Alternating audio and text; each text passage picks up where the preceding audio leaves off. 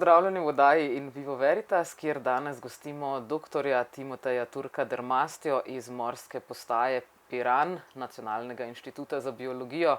Lepo pozdravljen. Ja. Torej, pot te je pravzaprav, preden si pristal v Piranu, kar nesla naokoli po svetu. Če se ne motim, je bila, najprej si šel v Avstralijo, kaj ne? Ja, to je bilo še tekom dodiplomskega študija. Kdaj si se pa odločil, da te pravzaprav vodni organizmi tako zanimajo? V bistvu v Avstraliji. Kljub temu, da sem šel primarno v Avstralijo zaradi navdušenja nad kopensko favno, ki me mimogrede še zmeraj fascinira, prav avstralska kopenska favna.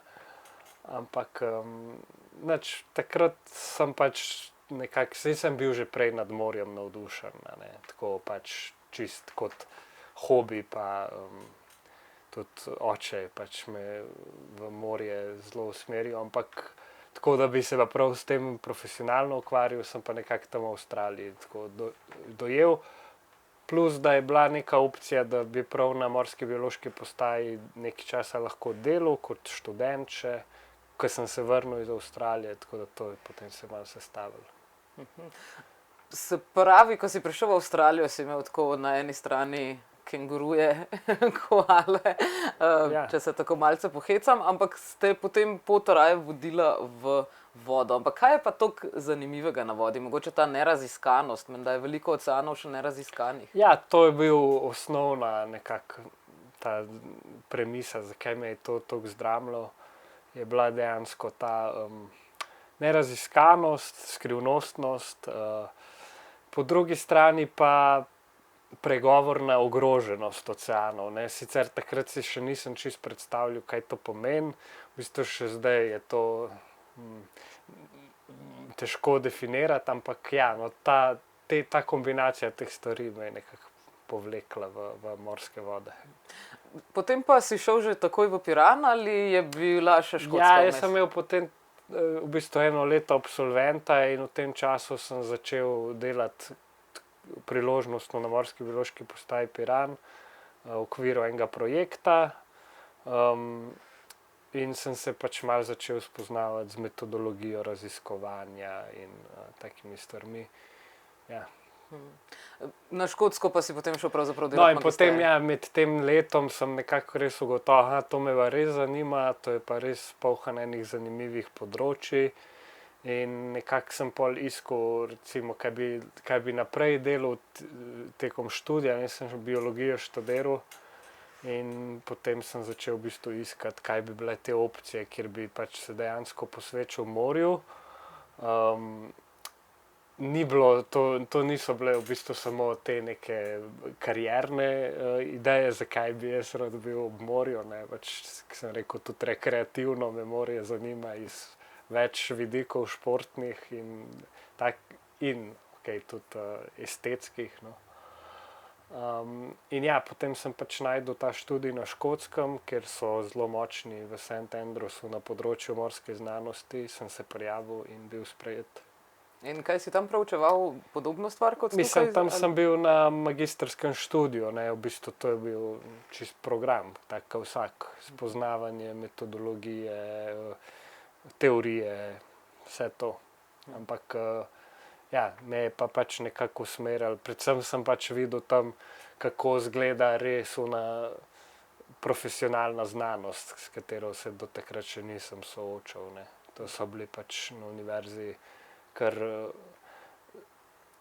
raziskovalci in znanstveniki, ki vseeno nekaj pomenijo, no, tudi v globalnem merilu. Tako. Kako pa je na primer s samimi pogoji? Imate tudi tukaj v Piranu dovolj dobro tehnološko podporo, mislim, govorimo o samih aparaturah? Pravzaprav ja, pravzaprav je Morska biološka postaja Piran, zdaj, ki že 6 let tam delam, ali 5, ne bom zdaj računal, zelo dobro opremljena. Sedaj je pač sama laboratorij in to, ne, bi lahko rekli, da so pač na vrhunskem nivoju. Morska biološka postaja Piran je itak del Inštituta za biologijo, ki ima tudi v Ljubljani laboratorije In pač, če kaj manjka, si lahko pač naredimo stvari v Ljubljani in obratno, ne, tudi pri nas, kdo gostuje. Predvsem je vrhunsko opremljena tudi za gostujoče raziskovalce, ker imamo svoj dormitorij in to je pač vedno dobrodošlo, da lahko nekje, kamor priješ raziskovalno delati, tudi prespiš. Tako da iz tega vidika, ja, seveda mogoče je tista stvar, kjer smo mogoče malo manj primerljivi s kakšnimi podobnimi inštituti v tujini, je plovilo.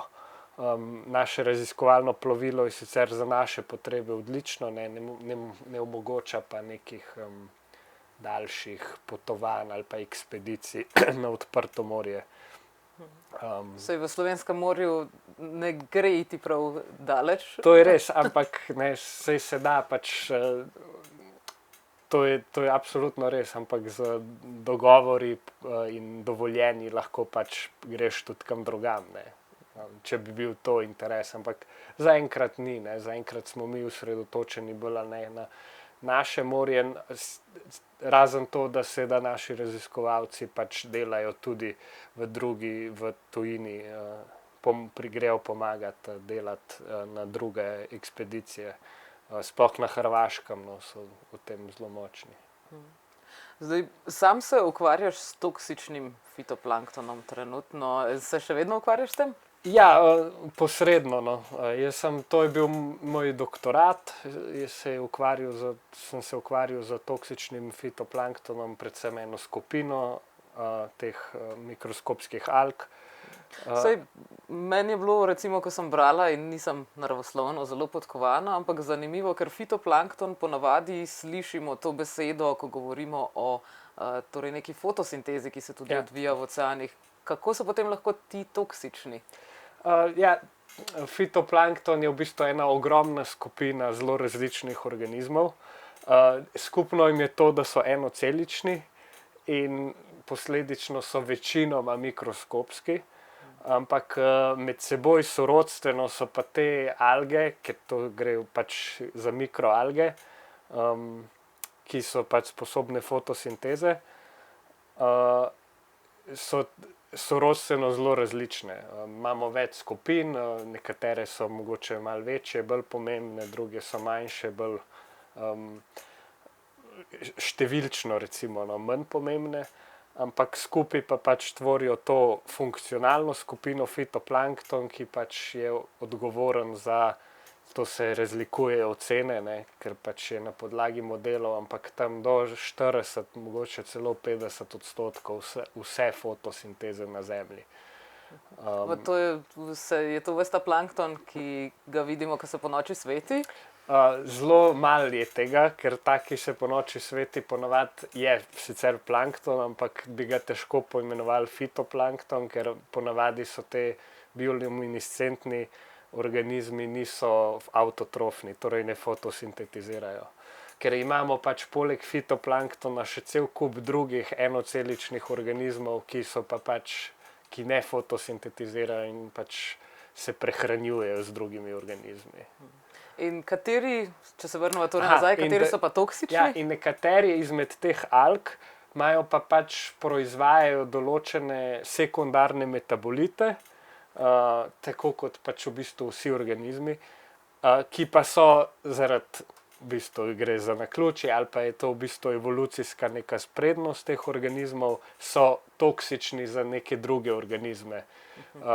In pač, ko govorimo o toksičnem fitoplanktonu, govorimo o tistih, ki so ponavadi toksični za ljudi. Zdaj ta strupenost, če po lepi slovenski besedi, ne, če se izognemo toksičnosti, je ponavadi indirektna, torej gre za posredna strupenost, ker gre pri tem za uživanje organizmov, ki so te strupe nakopičili v sebi, in to so ponavadi školjke ali pa raki. Tako da za strupitev s školjkami, ne, mogoče to je verjetno neka pogosta zmešnjava, lahko gre za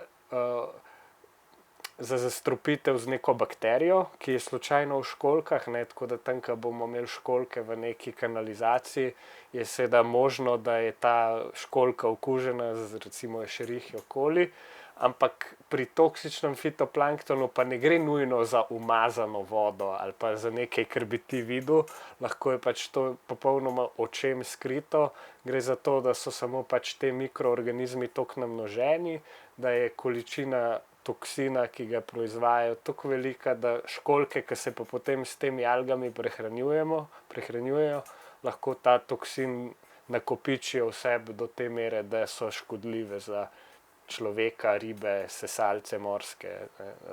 Te potem postane školjka vektor za v bistvu zastrupitev. Mehkužcev že tako ali tako nekateri pravijo, da ni najbolje jesti, ker so ali res delujejo kot nekak filter pravzaprav morja? Ja, absolutno, ne, so filtratorji, na nek način čistijo morje. Jaz ne bi rekel, da jih ni priporočljivo jesti, ne, školjke so lahko v bistvu zelo prvič hranljiv in če je pač voda neoporečna, tudi zelo v bistvu trajnosten vir prehrane, zaradi tega, ker tudi gojene, ne, ker pač jih mi damo na te vrvi in v bistvu one same rastejo. Je pa treba pač zagotavljati nadzor nad temi školjčišči, da pač je voda neoporečna. Ampak ker so filtratorji, ne, lahko prefiltrirajo, te školjka prefiltrira, ne, desetine litrov vode na dan. In to, kolikor hitro sprejme toksin vase, ga lahko tudi odda, ne, to je potem odvisno od strupa, tako da ni nujno, da se v njih kaj kopiči. Prej se kopiči, ne, v recimo večjih plenilskih ribah, ki dejansko te stvari nalagajo v maščobna tkiva.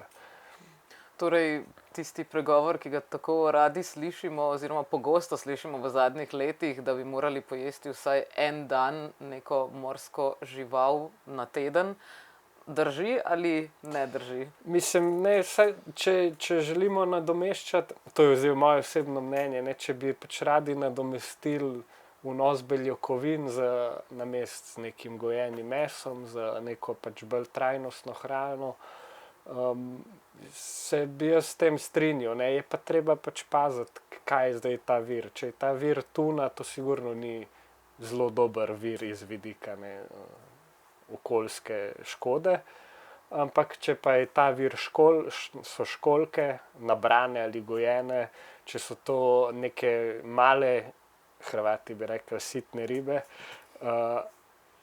je to sigurno lahko dobra odločitev. Zakaj pa raje manjše ribe? Ker so zdrave. No, ampak zakaj pa raje manjše ribe kot večje, ker so večje plenilci? Mislim, prvi je vidik oporečnosti mesa. Vsi večji plenilci imajo v morju v sebi nakopičene težke kovine. To je neizpodbitno. Kjerokoli vzorec tune boste vzeli, bo imela noter nakopičene težke kovine. Zdaj, a so te koncentracije toliko visoke, da so škodljive? Večinoma ne. Po drugi strani, ne, plenilcev veliko manj v okolju, kakor je malih rib. In njihova regeneracija je temu sled veliko manjša. Populacije sardin so veliko bolj odporne na pretrese, na izlov, na take stvari, ker enostavno je njihova produkcija toliko večja. Ti, ki si pogosto na kaki ladji in redko. Redko? Zelo redko sem na ladji. Ali nisi ravno danes prišel iz jemanja vzorcev? Ja, ne, ampak so bili v laboratoriju vzorci. Ne, jaz večino vzorcev, ki jih dobim iz ladje, mi jih pač prinesejo drugi, ki so zaposleni za to, da hodijo na terene. Žal. Jaz sem si na začetku predstavljal, ne, da bom pač veliko na ladji, da bom skozi v morju, ampak v končni fazi se ukvarjam s takimi organizmi, ki pač je drugačen način dela. In je teh terenov zame bolj malo. Eni sodelavci so pa praktično dnevno, ali na morju ali v morju. Ne. Kaj pa je tvoj fokus raziskovanja trenutno? Trenutno imam postdoktorski projekt, kjer pa študiram eno precej neraziskano polje, in to so virusi, ki fitoplankton okužujejo. Tako da to je res dokaj novo področje, tudi globalno. Gre za to, da pač mi želimo ovrednotiti, kakšen je zdaj dejanski ta doprinos fitoplanktona k tej globalni fotosintezi. In pač tega ne moramo vedeti, če ne poznamo procesov, ki fitoplankton, recimo, ki vplivajo na fitoplankton. Predvsej dobro poznamo nebiološke parametre, temperaturo, nutriente, take stvari, ker je to veliko lažje tudi meriti v laboratorijih. Ne poznamo pa dobro pač teh procesov predacije, sprav okužb in takih stvari. In virusi seveda tukaj igrajo veliko vlogo in pač v zadnjih recimo 20 letih so nekateri pač prominentni znanstveniki pokazali, da je ta vloga lahko v bistvu zelo velika, ker smo začeli odkrivati viruse, ki okužujejo te posamezne vrste. In pač jaz sem se odločil, ne, da tudi mene to zanima. In sem se to odločil, to je pač prišlo. Skušam najti v bistvu viruse, nove viruse, ki okužujejo vrste, za katere virusov še ne poznamo. In potem nek dolgoročni plan je, da pač nekako ocenim, kakšen je zdaj vpliv teh virusov v okolju, ne samo v laboratoriju, na populacije teh alg. Ali ti virusi torej povzročajo, da ta fitoplankton postane toksičen, ali je to? Zelo dobro vprašanje. To je eno izmed raziskovalnih vprašanj mojega projekta. In upam, da bom lahko odgovoril nanj, zdaj pa žal še ne morem. Sem pa pač že naredil par eksperimentov v to smer. Na žalost so se malo izjalovili, tako da upam, da bomo v prihodnosti lahko. Problem je konkretno, da niso vse vrste ali pa niso vsi celo izolati. Ne? Jaz govorim o izolatih pa vrstah, ker izolat je vsaka celica, ki jo potegnem iz morja in iz nje ustvarim kulturo. In vsak tak izolat je lahko biološko malo drugačen od drugega, čeprav pripada isti vrsti. To je podobno kot pri mikroorganizmih, je to zelo običajno. Ne? Imaš različne seve bakterij, imaš tudi različne seve virusov, kar smo pač zdaj v zadnjih 3 letih precej dobro spoznali, tudi tisti, ki se z virusi ne ukvarjajo.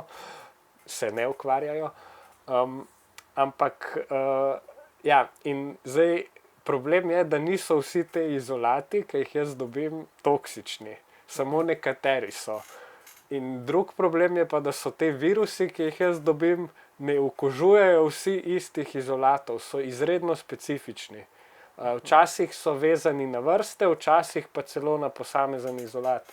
In moj problem glede tega konkretnega vprašanja je, da trenutno nimam nobenega izolata, ki bi bil toksičen. Na drugi strani pa pač virus imam, ki okužuje, ampak za to konkretno vprašanje ne morem trenutno dobiti odgovora. Je pa ta pridobitev teh izolatov pa je precej zamudno delo, ni to tako trivialno, da greš v morje pa pač to ven vzameš. Kaj šele za viruse? Virus verjetno tudi ne more kar tako pobegniti ven kot v kakem hollywoodskem filmu, kaj ne? Ne. Plus veruje nas to, ne, da so res zelo specifični in da mi z temi algami evolucijsko nimamo prav veliko skupnega. Čeprav nekaj pa imamo, ne, nek prednik skupni, tam par milijard let. Kaj še plavo po morju. Ja. Se pravi, glede na to, da nimaš toliko toksičnih izolatov, bi lahko rekel, da je naše morje v dobrem stanju? To vprašanje je mogoče malo narobe zastavljeno, zato ker to, da je fitoplankton toksičen, ne pomeni, da je morje v slabem stanju. Pač to je biološka značilnost teh celic, one se ne morejo glede tega pomagati in v resnici ni nekih indicov, da bi človeška dejavnost povečevala pojave toksičnih alg. Je pa res, da ponekod se to dogaja in je nekako dolgo let, zdaj recimo zadnjih 20 let se je predvidevalo, da je človeška dejavnost povezana s tem, da se pojavljajo po svetu vedno bolj pogosti te toksični izpadi, kar povzroča veliko ekonomsko škodo, ampak nekako zadnja doktrina govori, da v bistvu je to bolj posledica tega, da mi bolj razumemo sisteme, da se večkrat odkrije toksičen pojav in predvsem tudi to, da obstaja ogromen razmah industrije gojene morske hrane.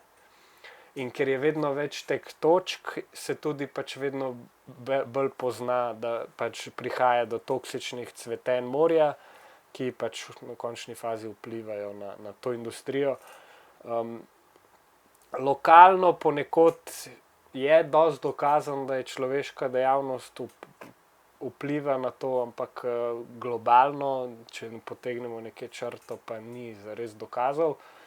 In tako da ja, kar se tega tiče, bi jaz rekel, da je naše morje v normalnem stanju. Sploh zato, ker pri nas toksičnih prihaja do recimo zaprtja školjčišk zaradi pojava toksičnih alg. Tudi zastrupitve se dogajajo. So to potem začasna ali trajna zaprtja? Ja, najdaljše, kar jaz vem, je bilo leta 2010, ki je trajalo kar 9 mesecev. So bile te koncentracije zelo povišene, ampak v bistvu še zdaj ne vemo, zakaj se je tisto leto zgodilo. Običajno kakšen mesec do 2 na leto, ampak to itak ne pride niti do potrošnikov, sploh ne, zato ker je pač ta globalizacija povzroči, da ti kadarkoli hočeš dobiš školjke na mizo.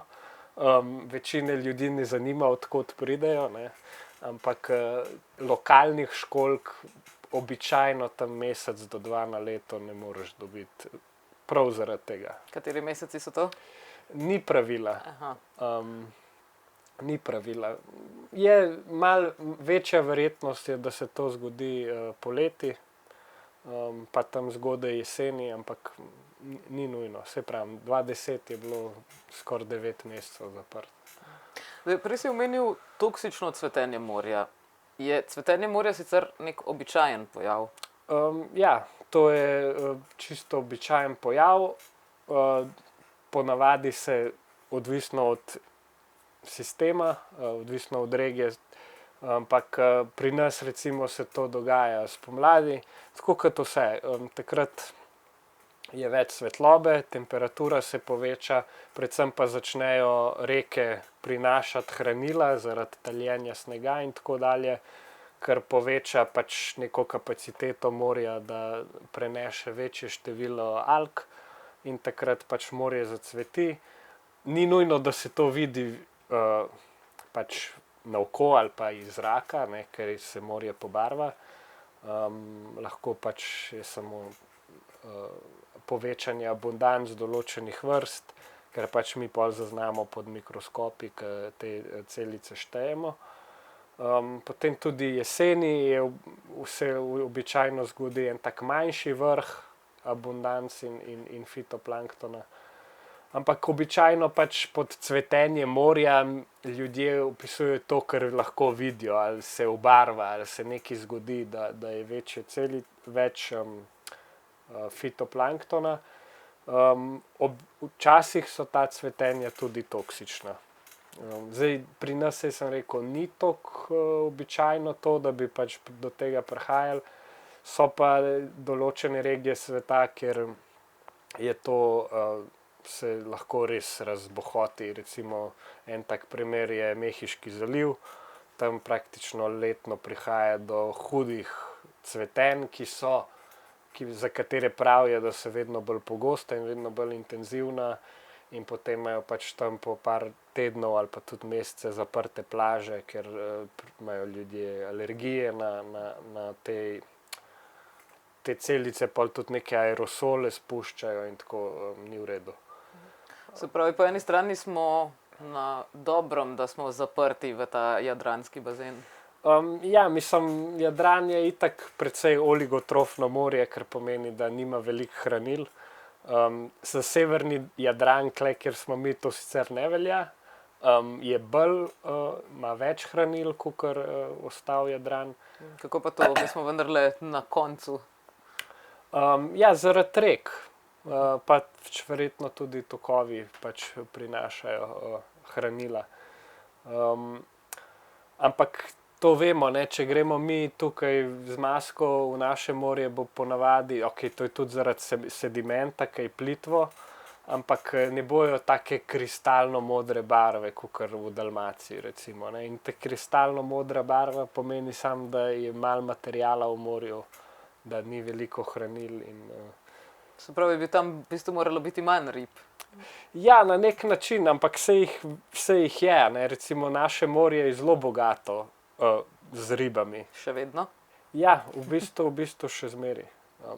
Prav ta konc, severni Jadran in Tržaški zaliv, precej bogato morje, no. Tako da pri nas težko govorimo o kakšnem osiromašenju, ampak nasploh pa je Jadran precej izropan, sploh, ne vem, če govorimo ta pridnevni lov in vse to je precej žalostno. Saj, tako veliko se govori, se mi zdi, da o tem, kako je preveč ulova, pravzaprav predvsem, kako je pretiran ta del ulova, ki ga vržejo ribiči nazaj v morje, ob tem, ko dejansko kaj lovijo. Si mogoče gledal dokumentarni film Seaspiracy? Ja, sem gledal, ja. Je res, da je preveč aktivistično naravnan in ne toliko znanstven, ali dejansko ima kakšne znanstvene temelje? Zdaj, malo je že nekaj časa, odkar sem gledal, tako da, ampak takrat so me tudi nekaj spraševali v to smer. Absolutno ima znanstvene temelje, to pač je ne moremo tega zanikati. Po drugi strani je tudi res, da je aktivistično naravnan, ampak to je zdaj moje osebno mnenje, se zdi to prav. Ker pač, ja, moramo vztrajati na dejstvih, ne smemo pač, ampak v tem filmu jaz nisem videl laži. Ker nekateri pač rečejo, ja, to je zdaj aktivizem, to se sigurno izmišljujejo, pa pač ni res. Ampak, ja, je pa treba pač vse te stvari jemati z rezervo, ne. Pač nekatere stvari so mogoče malo pretirano predstavljene, ampak dejstvo je, da pač industrijski ribolov ropa morja, da je to pač samo še ena oblika destrukcije okolja in zakaj se to lahko dogaja, je pač ena stvar je to, da so oceani ogromni, da v njih ni nobenega nadzora, noben pač ne more kontrolirati, kaj se zares dogaja. Tudi načini, kako mi spremljamo, kaj se dogaja z ribjimi staleži, so vsi posredni, ker pač ne moremo šteti rib, so toliko mobilne in Kako pa potem sploh preverite, koliko je rib? Jaz se s tem ne ukvarjam, ampak vem približno, kako stvar poteka. Gre se samo na podlagi ribiških kvot in ribiškega izlova.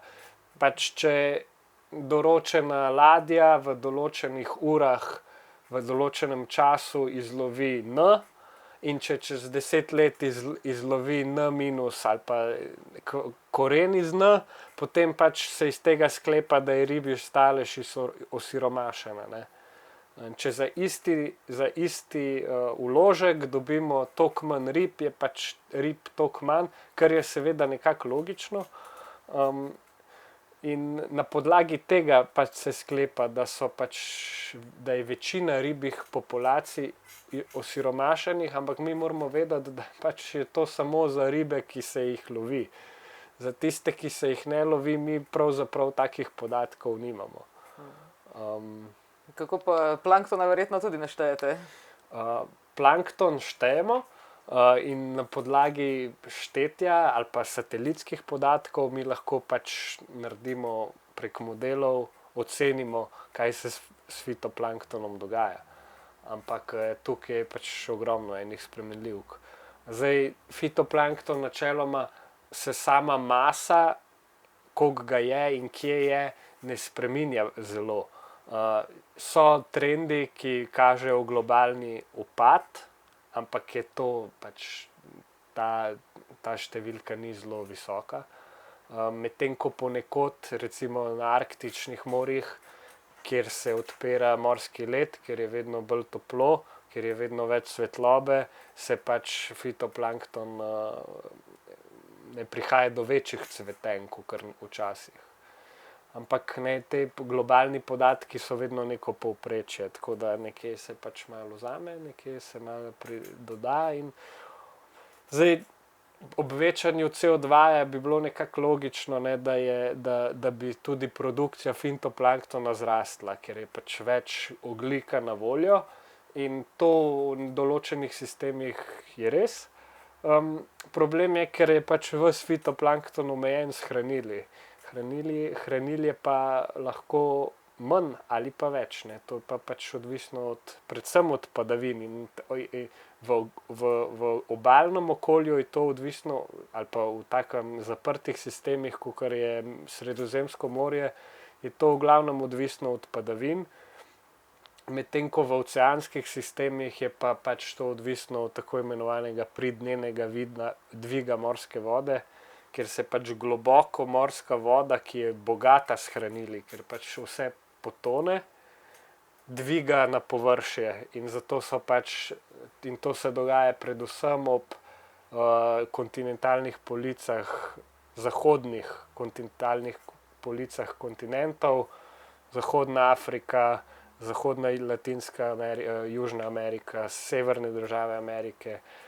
To so najbolj produktivna območja sveta, zato ker se tam zaradi pasatov ta morska voda dviga in prinaša pač hranila, ki povzročajo te gromozanske oblake cvetenja alg, ki za sabo potegnejo sardine, tune in pa vse te dokumentarce, ki gledamo, ko vse tam nori, to se pač ponavadi snema v takšnih okoljih. Kako pa pravzaprav ugotovite, kje najdete plankton? Gre za rastišča? Na kakšen način se sploh razmnožuje?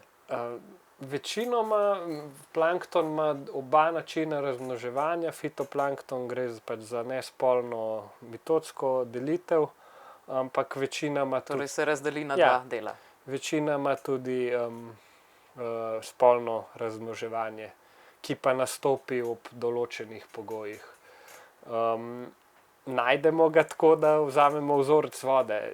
Ni možno, je možno, ampak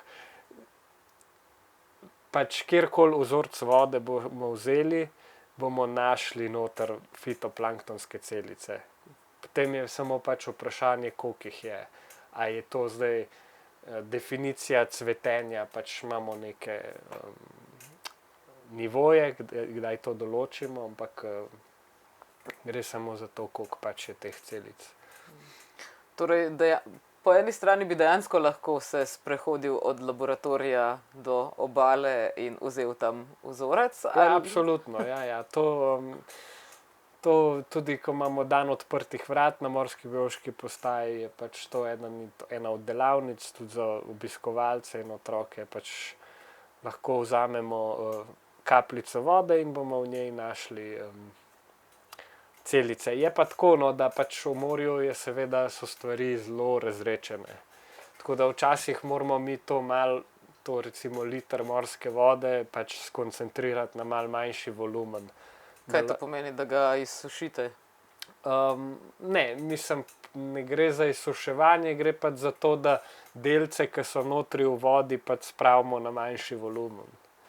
In pač ostalo odstranimo, ne. Ali je to gre za določeni, lahko s filtri, lahko z mrežami, tako. In kaj je ponavadi tisto, kar ti uničuje vzorce? Kaj uničuje vzorce?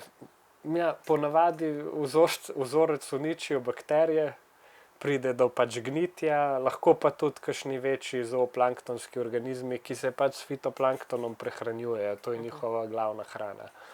Torej, fitoplankton je res tisti zadnji člen prehranjevalne verige. Pravzaprav res, ne? Ker to je v bistvu primarni producent, oni sončno energijo in CO2 spreminjajo v kompleksne sladkorje. In to je pač prvi korak pri ustvarjanju organske snovi. Ampak seveda ključno vlogo v vsem tem procesu igrajo tudi bakterije, ki potem to organsko snov razgradijo na primarne gradnike, ki predstavljajo potem fitoplankton, potrebuje za to, da gradi organsko snov v nos. In pač potrebuje hranila. In hranila pač lahko zagotovijo samo v končni fazi bakterije, ki razgrajujejo organsko snov. Ali pa pač je vnos hranil iz drugih virov, kot so pač reke, ampak vedno ponavadi pridejo hranila, ta, ki so uporabna organizmom, iz nekih drugih organizmov. Samo določene bakterije lahko samo določene bakterije lahko anorganske nutriente spreminjajo v organsko snov. In kaj bi se zgodilo, na primer, če bi bil apokaliptičen scenarij, fitoplankton izumre? Ja, nič dobrega še ne bi zgodilo. Morja bi izumrla in z njimi tudi mi. Prav tako pomemben je, da bi morja kar izumrla. Seveda, ker pač je kot primarni producent je vir hrane za vse ostale organizme v morju. Tako da zelo hitro bi pač izumrl zooplankton in potem bi izumrle sardine in potem bi pač izumrlo vse ostalo. Težko, to se ne bo zgodilo, no. Tega se res ni za bati, razen pač seveda, če pride apokaliptični scenarij, ampak tega noben ne bo preživel. Kaj pa na primer podnebne spremembe? To se sliši kar apokaliptično, kaj vse nas lahko čaka. Podnebne spremembe so seveda apokaliptične, ampak ne za fitoplankton. Pač moramo vedeti, da so enocelični organizmi veliko bolj prilagodljivi, kakor smo mi. Podnebne spremembe so apokaliptične za nas. Za takšne organizme pa bi res, ne vem, jaz si ne upam trditi, da so usodne, ker enostavno so pač te organizmi prilagodljivi, zelo hitro tudi grejo skozi evolucijo. Pač evolucija pri enoceličarjih teče na recimo, ne vem, na zelo manjših skalah, kakor pri nas, kjer rabiš par tisoč let, da se kaj spremeni. Pri enoceličarjih gre to lahko na tedenski, letni bazi, ker pač je toliko generacij vmes. Če bo nek zunanji dejavnik, ki bo negativno vplival, se bo zelo hitro izloščila celica, ki bo pač temu dejavniku kljubovala. Se pravi, tudi to predvsem spreminjanje temperature v morjih pravzaprav bolj škodi nekim večjim ribam kot fitoplanktonu. Ja. Je pa res, da pač je pa treba gledati, zdaj, če gledamo na nivoju vrst, je to res. Če pa gledamo na nivoju populacij, pa morda niti ne. Lahko da pač sprememba temperature povzroči, da je neka konkretna fitoplanktonska skupina toliko prizadeta, da se nikoli ne bo razbohotila do nivojev, ki so zdaj, in to bo imelo seveda za seboj pač učinke po prehrambeni verigi. Ampak na nivoju vrst verjetno na to skupino ne bo vplivalo tako. Ali pa bo pač pospešil evolucijo, ker pač je tudi čisto normalen biološki proces. Kaj pa na primer mikroplastika? Ali to kako škoduje fitoplanktonu, ali sta tudi oba dva tako majhna, da pravzaprav se ne ukvarjata drug z drugim? Mislim, da spet bi težko trdil, da mikroplastika vpliva na fitoplankton, ker v končni fazi fitoplankton ne sprejema delcev, recimo razen res določenih recimo vitaminov vase, ker pač je samozadostna skupina. Je pa res, da mikroplastika pa lahko vpliva na mogoče druge mikroorganizme v morju.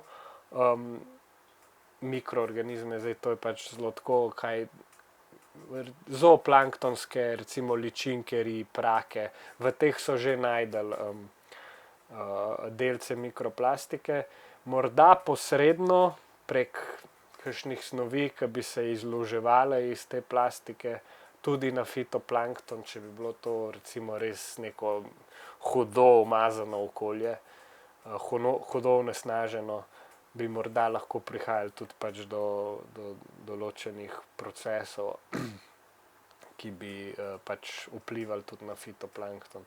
Je pa seveda spet to hud vpliv na makroorganizme, ne? Tukaj pa tega pa se ne da zanikati. Torej ti sam ješ ribe? Ja, jaz v bistvu kar veliko jem rib. Nekako sem se tako naravnal, da pač je to zdrava hrana,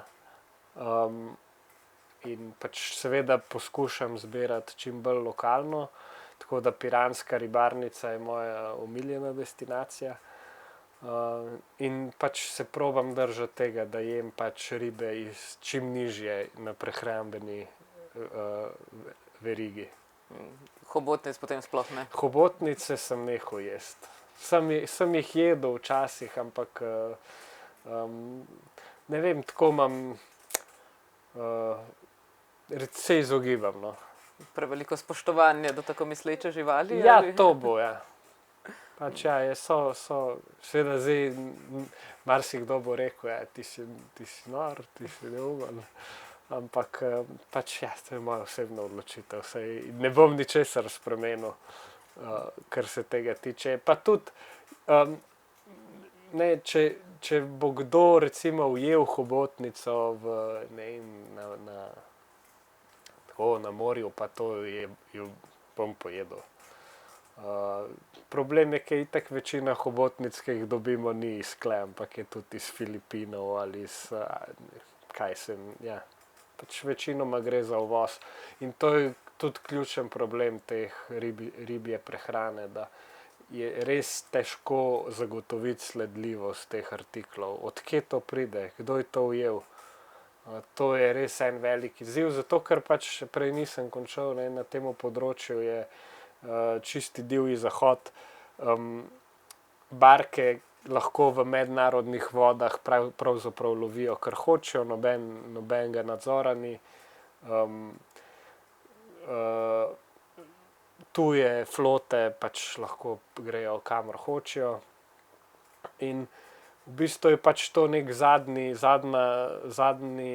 mejnik te človeške destrukcije, zaradi tega, ker pač kar je bilo lova na kopnem, se je že zdavnaj izpel. Pač mi ne lovimo več na kopnem zato, da bi preživeli ali pa zato, da bi si zagotavljali hrano, ker preprosto divjih živali ni več toliko, da bi lahko za en teden, ne, če bi hotel en teden živeti v Sloveniji na jelenjem mesu, recimo, bi pač verjetno... En teden bi še šlo, ne? Bi šlo, no, nekaj časa bi imeli, ne, da bi vse srne, ki jih je kar veliko postrelili. Ampak prav dolgo ne bi šlo, no. Tako v tem... In v morju pa pač to spregledamo, ker se nam zdi, da je to neusahljiv vir, kar seveda ni res, ne. Ja, ker se ne vidi dobro. Saj imamo pri nas sploh kakšno večjo ribogojnico? Ribogojnico ali školjčišče? Školjčišča so. Zdaj, koliko so velika v svetovnem merilu, so miniaturna. Ampak imamo, mislim, da naši proizvajalci kar lepo količino školjk za slovenski trg proizvedejo, no. Tako da, to je dobro. No, pa še za konec vprašanje, ker se mi zdi, da včasih se ljudje na obali izogibajo kopanju v morju, tudi češ ravno zato, kot si prej omenil, ne, v Dalmaciji je vendarle morje tako lepo in bistro, očitno brez hranil, pri nas pa zgleda tako muljasto in marsikdo si reče, ne bom se tukaj kopal, ker je verjetno preveč umazano. Ti sam se kopaš v morju? Ja, seveda, ni umazano, to je pač ja, zgleda mogoče je kalno, sploh poleti, zaradi sedimenta, ker se dviga pač iz dna, ampak umazano pa razen, kadar so kakšni pač izlivi ali kakšni izpusti, kar se tudi dogaja. Zdaj, pred kratkim je bilo. Ja, zdaj je bilo v Dekanih. Ja, to se seveda dogaja. Tisti oljni madež. Potem, in to pač temu se pač moramo boriti proti temu in pač tja se ne greš kopati, ampak generalno ne, čisto morje. Ali naprimer tak izliv nafte, kot se je naprimer zdaj zgodil pred kratkim ravno na naši obali, škoduje fitoplanktonu? To pa vendarle naredi neko tako plast. Nismo tega, jaz tega se nisem prav tega konkretnega preučeval ali pa moji sodelavci, ampak tako iz glave bi rekel, da ja. Tak madež lahko povzroči anoksijo, lahko povzroči pomanjkanje kisika,